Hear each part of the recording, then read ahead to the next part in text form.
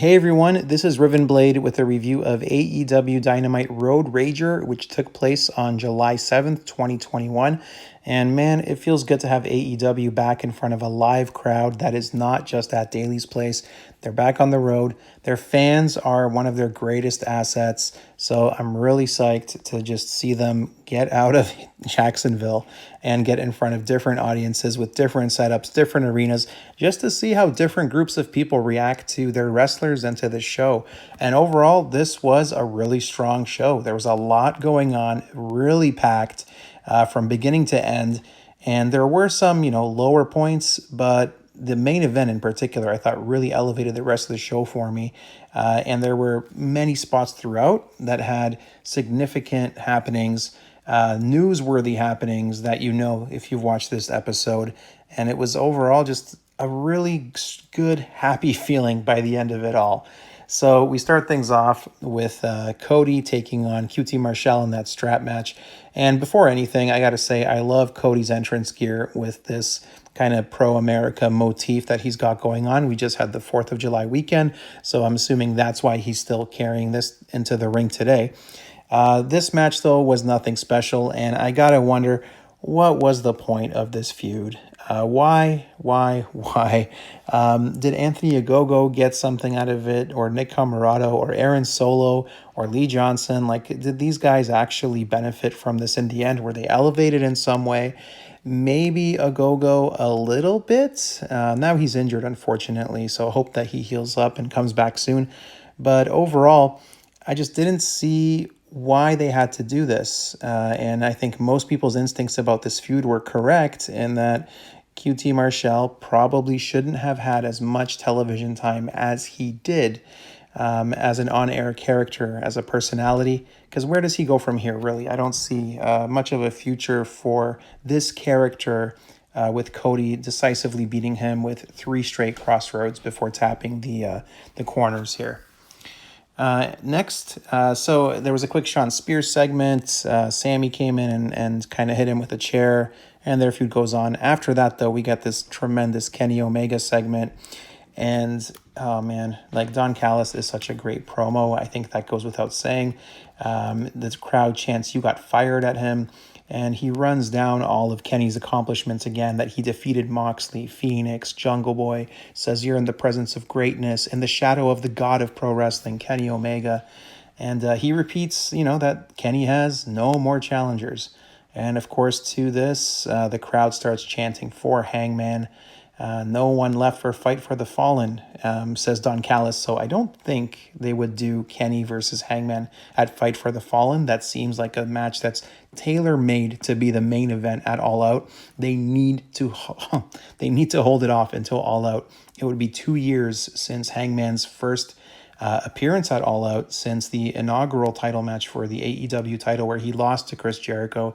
Having him win it 2 years later at the same pay-per-view would be poetic justice. It would be very nice.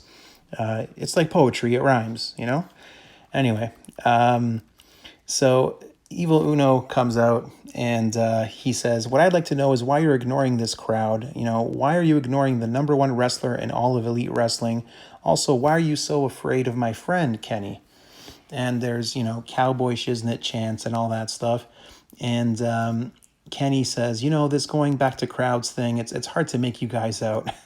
And then he kind of makes fun of Evil Uno, or he tries complimenting him, but insincerely saying, you seem like a smart guy.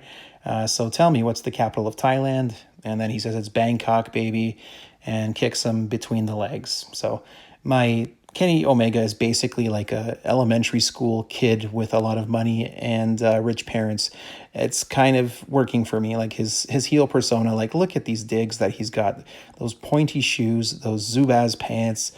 He's got a little necklace on with the sunglasses. He's keeping the mutton chops, which I think work really well for this character.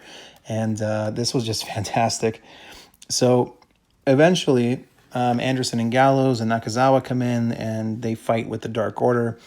And then Hangman's music comes in, and the look on Kenny's face is priceless.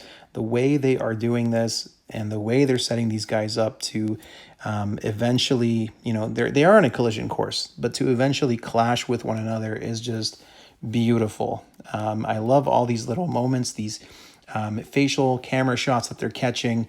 It's really capturing a really nice personal story between Hangman and between Kenny. So Hangman stares down Kenny after clearing house a bit. And this feud, man, like the crowd is ready for this. I think and I hope that they just crown Hangman at All Out. Some might say that it feels like it's too soon for Kenny to lose the belts, especially with this belt collector story that he's got going on, and maybe he needs one more belt, maybe the DDT belt off of Konosuke Takeshita, and those guys can have a tremendous match. We'll see. That match can still happen, but it's time. Like it's time to put the belts on Hangman. The crowds are ready for it. They want it now. They're hot for him, and I think they need to do it this summer or at All Out, in September. Next, this segment. I loved this segment. So Ethan Page and Darby Allin sitting down with Jim Ross. There was so much intensity here. It was grounded in reality. There was real history, performed convincingly and beautifully. There was just so much to love. Like JR starting off by saying, like, I'm disgusted. I'm a little uneasy. You guys are talking about ending each other's careers. And they kind of run each other down a bit, and they talk about how they got to where they are now. Darby saying that, it's not my fault that you got married, you had kids, you stayed in your hometown, you were a big fish in a little pond, and the fact that I made it to AEW before you, like, you couldn't handle it, basically. So I really liked the personal touches in these promos. It makes it feel like this is a feud of one man who is incredibly jealous of another man because of all the success that he got. And Ethan Page, like, he feels he's owed the success because he says that Darby has skipped the line. If it wasn't for me, Darby, like, you'd probably still be living in your car. I plucked you from obscurity. I brought you in and I brought you up in professional wrestling. And then of course, the classic line, I brought you into this business. Next week, I'm going to take you out. So I'm just so excited for this coffin match. I just hope that they stay safe. Like, these guys seem like they can do something pretty wild, pretty out there. And I want them to, be creative and to satisfy kind of their creative urges, but just please be safe. So I'm curious to see that match next week. We'll see how it goes. But this is a tremendous segment. Go out of your way to watch this. Watch this whole episode, really. But this sit-down interview was just one of many fantastic promo segments on this episode. Next, we had a trios match. It was fine with some good offense here with FTR and Wardlow taking on Santana, Ortiz, and Jake Hager. There were some nice spotlight moments in the early going for Santana. Hager actually looked really great in this match, and I say that as Hager because I was surprised. he kind of has this freight train persona in this match where he goes and runs over everybody. The crowd actually goes pretty wild when it's just him and Wardlow in the middle of the ring. JR says that he sees these two guys as, taking on each other for years to come and one of the greatest rivalries in AEW. And I don't think so. So whatever. I mean, JR can say that. I know he loves Hager and he loves Wardlow and he just likes guys with muscles who are large. But I don't see these guys, and I hope that they don't go at each other for years to come. I'm not a huge Jake Hager fan, but I have to give him props. He looked really good in this match. And eventually, though, FTR won this one by hitting the big rig after Wardlow hits Hager from behind and Aubrey's distracted. And there's a post-match with Conan trying to hit Wardlow with a mat ball on the back. Wardlow just totally no-sells it, and then Tully clips the back of Conan's knee. So yeah, this was a fine enough trios match, a good little showcase for Santana and Hager in particular. Not one of the more memorable trios matches that AEW has had, but the crowd was pretty hot for a lot of the spots here, so it looks like it was fun for the live audience. Next up, man, out of nowhere, AEW just keeps giving us these gifts.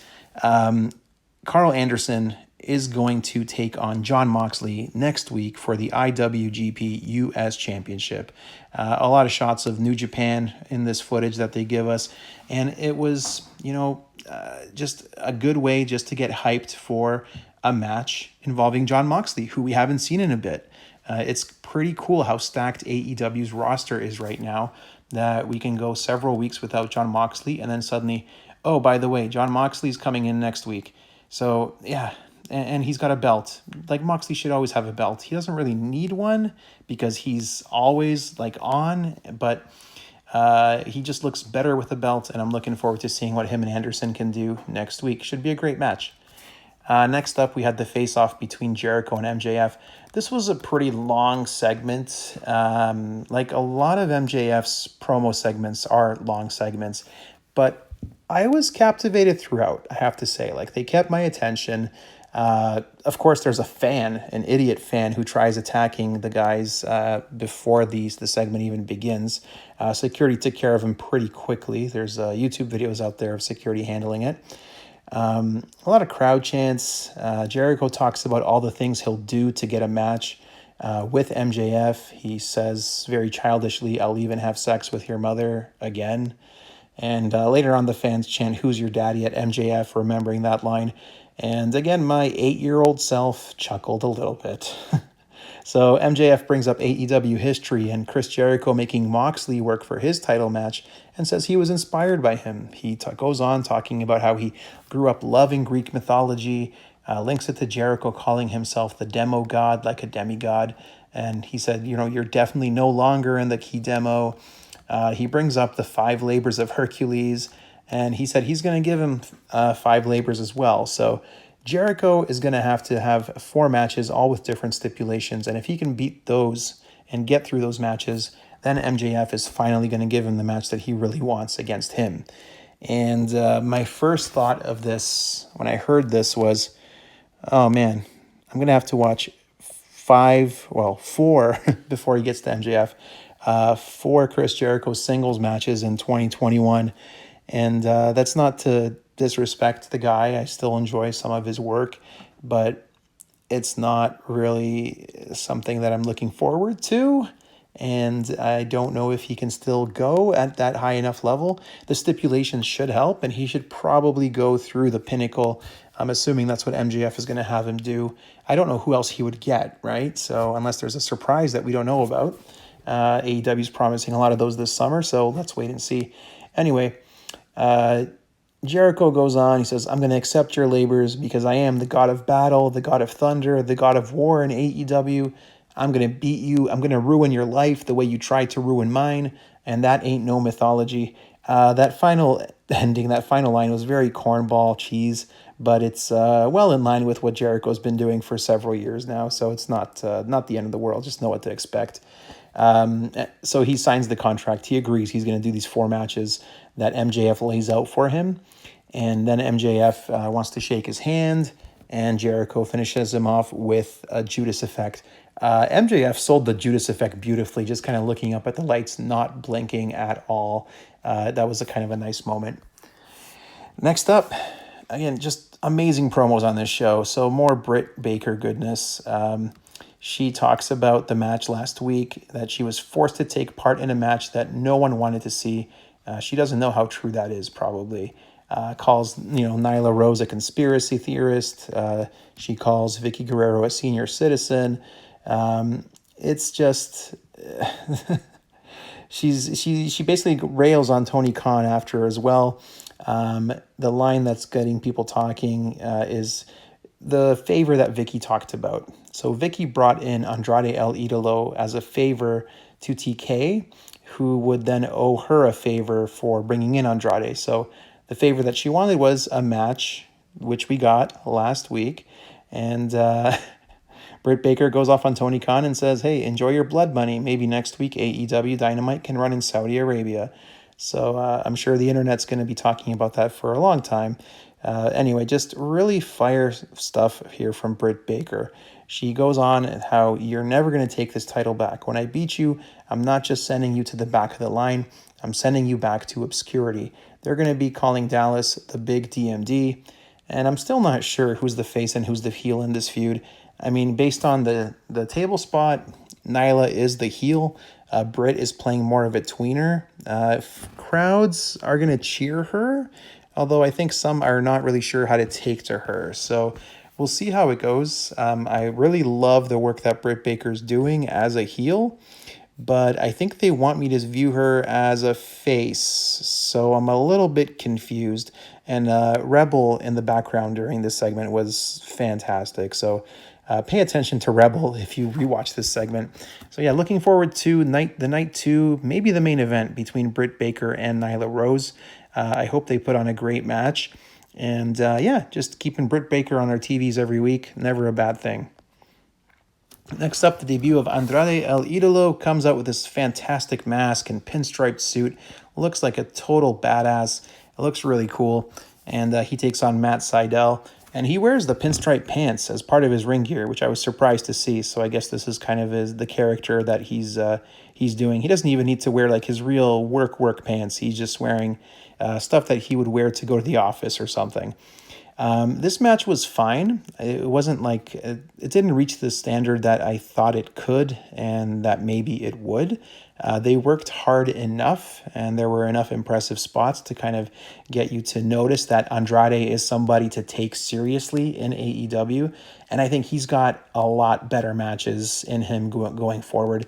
The size difference between the two guys was really noticeable, and I think that added to some awkwardness, especially in the first like minute or two of the match. Once they got going, there were some really nice spots, but this match was it was okay. It was there. Andrade got over that he beat the number 5 ranked guy in AEW, so he can come in and just beat a top 5 guy. That says something. That makes a statement. So that's really all this had to do, and he looked great. He was having a good time, and he finishes with the El Idolo, which basically ends up driving the opponent's face into the mat while like hooking their arm behind them like you see over here. And at the end of the match, he also just stretched Matt Sydal with like his belt tied around the wrists and everything. And this is just a message to the locker room that this is not someone who is to be taken lightly.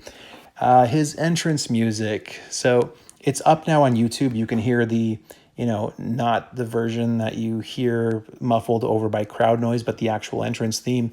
I don't think it has enough impact. I think it needs a little bit more impact, basically, to be reworked. So hopefully him and Mikey Ruckus can get together and create something that doesn't sound as, I don't want to use the word cheap, but over the speakers with the crowd noise and the announce team talking, it didn't really come across as something that, Andrade is here. So hopefully they can rework it and make it a little bit more distinct and make it stand out a little more. Next, we just get a package of Christian and Matt Hardy, and their match is happening next week, which is good because I don't think they should extend this for too long. The highlight of this was Christian taking a dig at Vince McMahon without mentioning Vince McMahon. So he says never to trust a rich man in an ill-fitting suit and a bad haircut or something like that. So yeah, these guys are going to wrestle in a match next week. Matt Hardy's annoyed because every time I go somewhere, you're there. Christian says, I was always on the side that won when we faced off against each other back in the day. So this is just two old guys renewing an old rivalry, and we'll see how they do in a one-on-one bout next week at Fyter Fest. Curious, I think Christian can still go. Matt Hardy has shown that he's hit or miss, I think, at this stage of his career in the ring. So crossing my fingers that things come together for them. Next up, this is the big talking point from this show. So you know who this is, right? Like it's Tommy End / Malakai Black that he's going by in AEW, or the split personality character. This was a fantastic debut as Tony Schiavone's in the ring with Arn Anderson. The lights go out and the lights go back on. The crowd loses their minds. Black kicks Anderson in the face. Cody comes into the rescue. Black looks like he's going to leave him alone, let him pick up Anderson, but no, he kicks Cody in the face. Both kicks looked absolutely devastating, and it looks like the next feud we're getting, his first feud, is going to be against Cody, and he should absolutely beat Cody, who just beat QT Marshall. So Cody's got, he's got some fire behind him right now. And really, this is great for Cody too, because he should be in high profile feuds against people like Malakai Black / Tommy End. These guys, I think, and I hope that they put something magical together. I want to see them have promo battles, and I want to see what they can do in the ring. Just a tremendous debut. Nobody expected it. Everyone thought that this guy had a 90-day no-compete clause, which ended up being a 30-day no-compete clause due to kind of a clerical error in NXT. And just I'm happy to see another top tier main event level talent who is now in AEW, who can really just fill the shows. I mean, you think about it, there were so many talents that we didn't have on the show tonight. Like, we didn't have John Moxley show up on the show tonight. Jungle Boy didn't wrestle. Kenny Omega didn't wrestle. There was just, it's stacked. Like, AEW's roster is utterly stacked, and adding this guy to it, it makes it even more stacked. Next, kind of an earlier today kind of thing with Team Taz and Ricky Starks. So Starks, he brings a bunch of security guards to the ring because he doesn't trust Brian Cage to kind of keep his word. And Taz says, "You're embarrassing me. You're embarrassing Team Taz." Kind of the idea is, I guess, that they're having a family squabble, and Taz thought that they could settle it like two brothers. Ricky Starks is looking like a cowardly heel, essentially, here. And he talks about the FTW belt and taking it off Cage next week. And he says the W stands for wife, and I mean your wife, Brian Cage. So he talks about going to bed with Brian Cage's wife, essentially. Cage comes out, clears house, knocks out all of the security guards. And yeah, that match is happening next week for the FTW belt, and I'm really looking forward to that. Then we get the mixed tag match, which JR isn't sure about the rules, which is weird.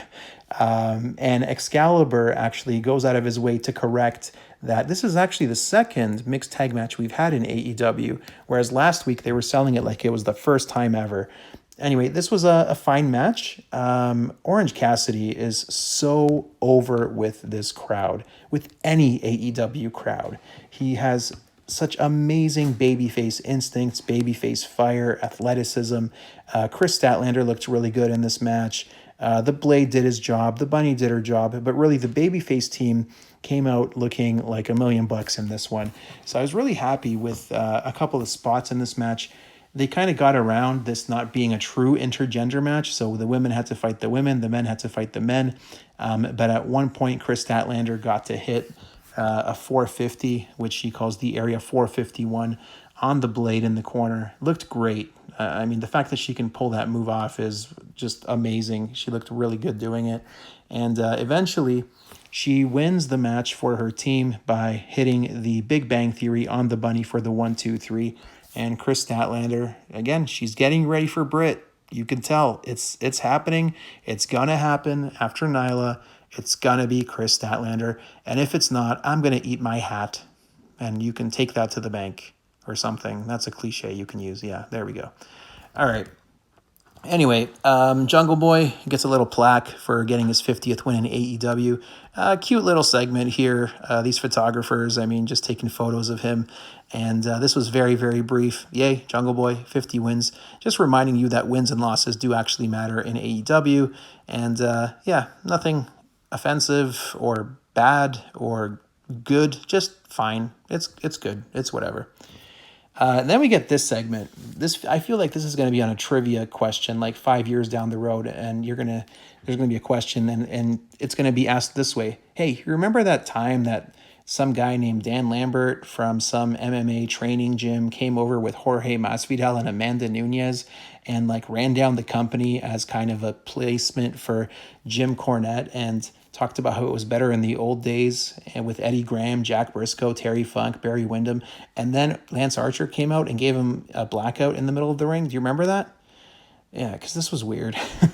It doesn't lead to anything. This was more just, I guess, for the audience and also for AEW getting some mainstream exposure with MMA fans.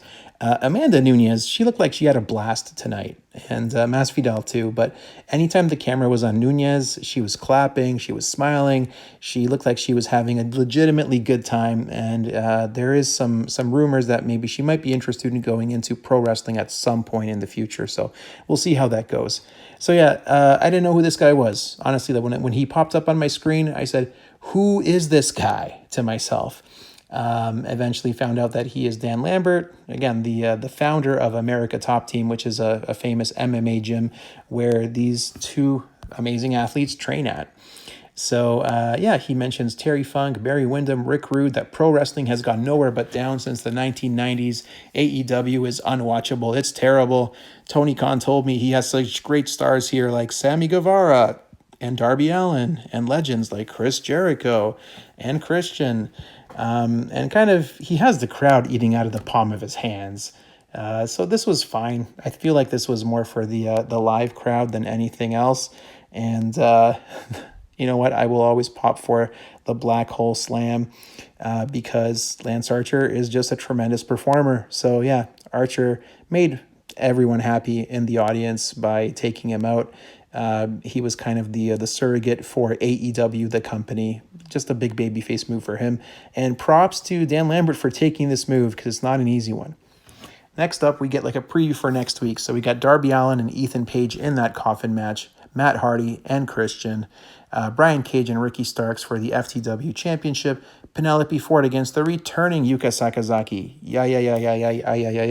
I'm so happy that she's back. She's going to be on Elevation next week as well, as so is Riho.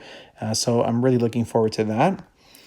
And we hear from Hangman Page next week. So I'm assuming he's going to have a mic, probably have a confrontation with Kenny. Should be a good one. And the big match, IWGP United States title with Jon Moxley and Carl Anderson. So next week, also another pay-per-view B-tier worthy card. I'm just flabbergasted that AEW is doing this and giving us this many stacked cards. I mean, it's just 2 in a row, but I thought last week was pretty stacked too, to be honest with you.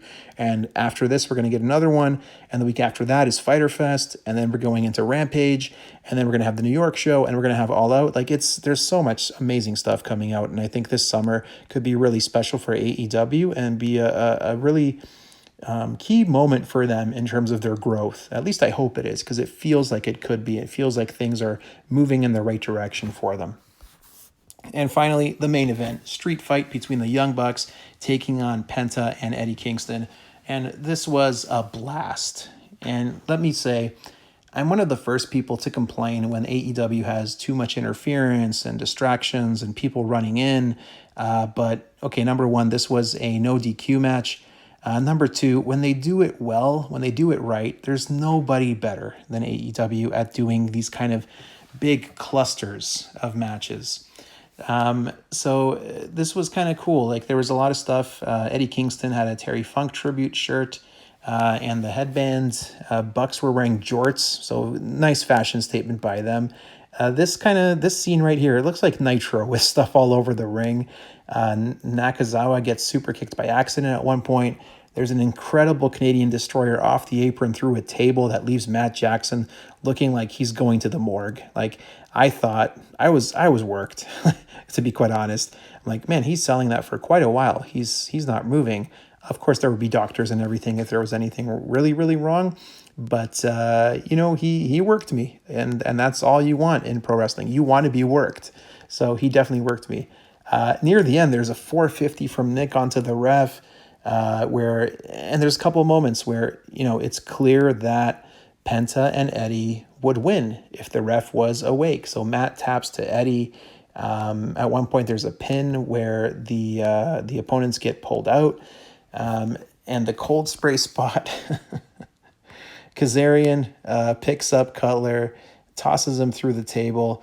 Just wonderful comedic timing by Brandon Cutler. He is such a fantastic stooge in this faction. I love the work that he's doing, and you know what? This was just a hell of a lot of fun for a main event. Thumbtacks get introduced at some point, and it all ends with a super kick from Matt Jackson onto Eddie Kingston, who has thumbtacks in his mouth, or at least that's what we're supposed to believe. Looks like Nick probably has them in his hand and kind of whips them to the side when Eddie gets kicked. At least that's how I read it with the camera blocking and everything. So if I'm wrong, if I'm just sounding like a mark, then hey, whatever. Anyway, a really fun episode of AEW Dynamite. I love this show almost on a weekly basis. They really feel like they've hit another level, starting with last week, going back to their regular time slot.